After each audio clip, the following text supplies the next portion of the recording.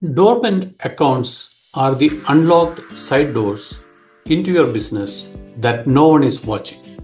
In a manufacturing environment, these forgotten logins can be all an attacker needs to walk straight into your environment. So here is what is happening in plain English. When employees leave or vendors roll off or projects end, their accounts often stay active on your systems and cloud apps. These dormant or orphaned accounts don't generate any day-to-day activity, so they rarely trigger any alerts, but their passwords and access rights, they still work. For an attacker, this is a perfect environment. They buy or steal these old credentials, log in through these inactive accounts, and quietly forward towards production systems, IP, or OT environments. No exotic malware, just valid usernames and passwords that your tooling still trusts.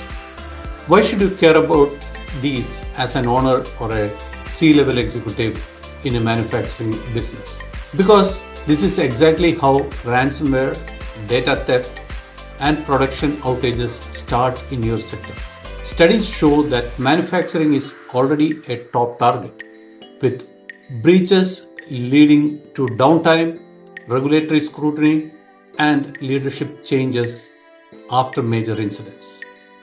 I want you to treat social media the same way.